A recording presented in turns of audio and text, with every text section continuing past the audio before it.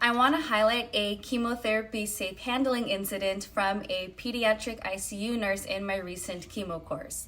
So just to preface, chemotherapy can be found in a patient's urine for until 2 to 7 days after their treatment.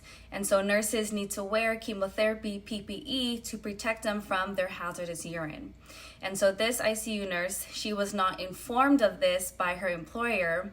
And she also disclosed that when she was pregnant, she had handled urine from patients who were actively receiving chemo treatments.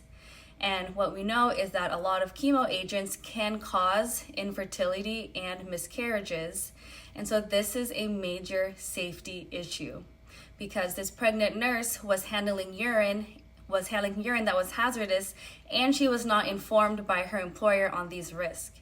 And per regulatory guidelines, all staff members who have exposure to hazardous drugs and substances such as chemotherapy and chemotherapy-traced urine need to get trained on their exposures and risk.